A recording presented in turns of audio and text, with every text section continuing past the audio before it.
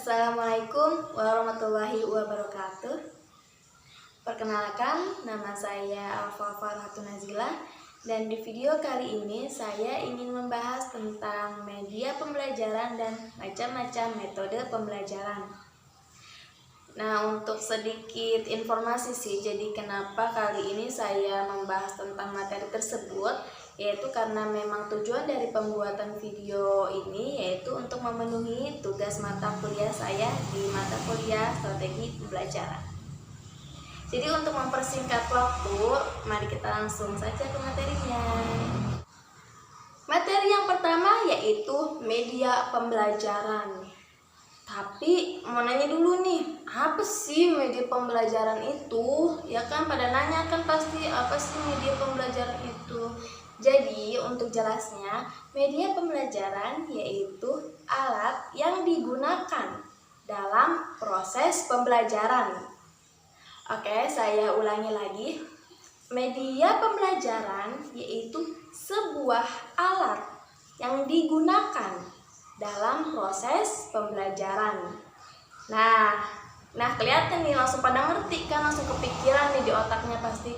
Kayak contohnya tuh infokus ya kan pada kepikiran. Nah, tapi tidak hanya sebatas itu saja, karena media pembelajaran itu ada macam-macamnya juga. Jadi infokus tuh bakal termasuk ke macam-macamnya apa nih? Nah, untuk kalau misalnya kalian penasaran, saya akan membahas tentang 4 macam media pembelajaran ini. Yang pertama yaitu media visual. Media visual yaitu media yang menekankan pada penglihatan. Udah jelas banget dari visual. Nah, jadi dia lebih menekankan pada penglihatan. Contohnya itu seperti sebuah grafik nih. Misalnya di dalam pembelajaran dalam kelas, ketika guru ada yang membawa sebuah grafik misalnya. Nah, itu termasuk ke dalam media pembelajaran. Nah, untuk yang kedua yaitu media pembelajaran audial. Nah, udah jelas banget audial, udah kayak kenal gitu katanya dari audio yang sih, ya kan? Nah, kenapa audial? Jadi media pembelajaran ini itu lebih menekankan terhadap pendengaran. Contohnya itu seperti misalnya kita di sebuah lab komputer, ya bukan lab komputer deh, lab bahasa. Nah, biasanya itu banyak banget tuh media pembelajaran audial, ya kan, karena kita bakal difokuskan untuk difokuskan ke dalam pendengaran gitu ya sih kalau misalnya di lab bahasa itu. Nah, oke, cukup. Tadi yang pertama media visual dan yang kedua itu media audial, ya kan. Nah, untuk yang ketiga yaitu media yang ketiga yaitu projected still media. Nah, tadi nih yang kepikiran infokus, ya kan, ada yang kepikiran infokus. Nah, infokus itu termasuk ke dalam projected still media. Dan yang terakhir nih ada projected motion media. Kalau dipikir-pikir kenapa namanya sama ya? Hampir sama. Projected still media dan projected motion media. Tapi apa bedanya nih projected still media dan projected motion media? Jadi projected still media itu lebih kayak menunjukkan kayak sebuah PPT misalnya, ataupun sebuah word atau kata lah, sebuah materi yang ditampilkan. Nah, biasanya tuh pokoknya itu termasuknya ke projected still media. Sedangkan untuk projected motion media itu contohnya seperti film animasi. Nah, kan biasa kan di dalam pembelajaran juga sering kayak nonton gitu diajak gurunya, atau seorang guru atau seorang dosen itu menampilkan sebuah video, ya kan. Nah, itu termasuk ke dalam projected motion media. Nah, untuk selanjutnya tujuannya apa? Kenapa menggunakan media pembelajaran? Emang harus ya pakai media pembelajaran? Nah, kalau menurut pribadi aku sih karena itu tuh wajib ya. Jadi wajib menggunakan media pembelajaran tuh. Karena kalau misalnya nggak ada itu, kadang si pelajar, kita sebagai pelajar aja kayak boring gitu ya nggak sih. Kalau beda ketika ada media jadi kayak semangat, kayak penasaran gitu loh, jadi kayak apa tuh apa gitu, jadi gitu.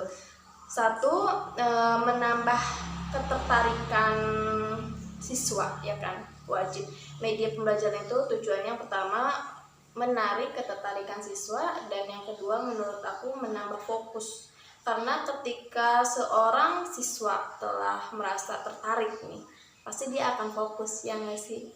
Nah, menurut aku cukup untuk media pembelajaran. Untuk materi selanjutnya yaitu macam-macam metode pembelajaran.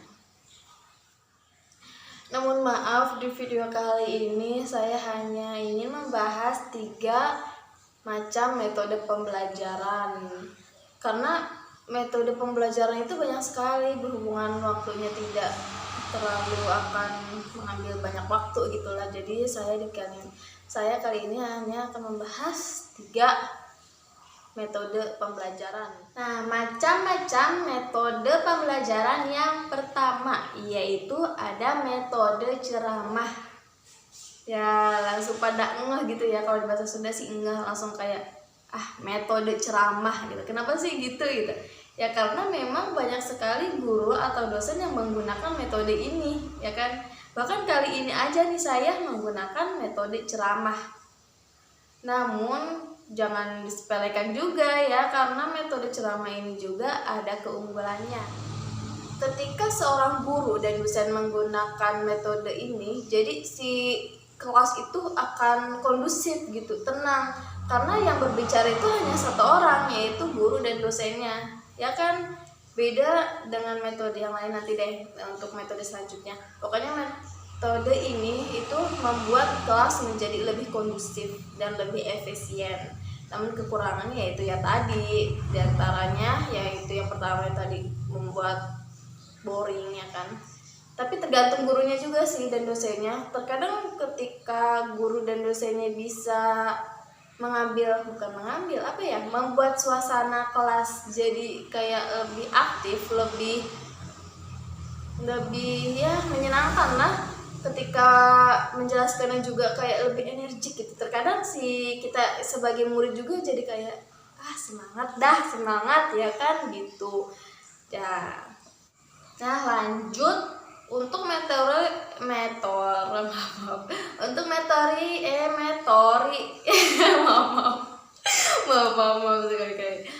dan untuk selanjutnya yaitu materi materi kedua yaitu metode diskusi. Nah, apa sih metode diskusi itu? Sebenarnya udah jelas banget dari namanya, metode diskusi. Ya berarti diskusi, dan gak jauh dari yang namanya pemecahan masalah, bukannya kan namanya juga diskusi gitu. Nah, biasanya sih si guru atau dosen ketika menggunakan metode ini tuh kayak suka ngajak ayo kumpul gitu untuk memecahkan permasalahan tersebut gitu. Nah, namun kurangnya dari metode pembelajaran ini yaitu ketika ada seorang anak yang kurang ya dalam berbicara. Jadi dia misalnya kurang suka di dalam berbicara, banyak bicara, kadang suka minder juga, suka agak nyaman, suka ya gitulah tahu. Walaupun memang di metode ini tuh memang dipaksakan, si anak tersebut tuh dipaksakan untuk berbicara, tapi tetap saja terkadang memang guru atau dosen itu tidak memaksakan, tidak bisa memaksakan ya kan, tidak bisa memaksakan hal tersebut. Untuk kelebihannya dari metode diskusi ini yaitu sebentar.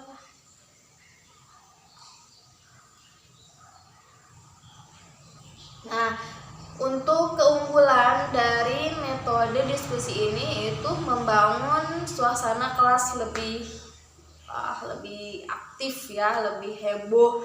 Karena dengan diskusi anak-anak jadi kayak saya ingin berbicara, saya ingin berpendapat. Nah, karena hal semacam seperti itu, jadi suasana kelas itu menjadi lebih heboh. Beda dengan metode sebelumnya yaitu metode ceramah yang lebih tenang dan kondusif, karena memang hanya satu orang saja yang berbicara ya kan. Nah, di metode diskusi ini pasti bakal banyak sekali yang berbicara ya kan. Nah, untuk materi selanjutnya untuk metode yang ketiga yaitu ada namanya metode tanya jawab. Nah, jelas banget metode tanya jawab.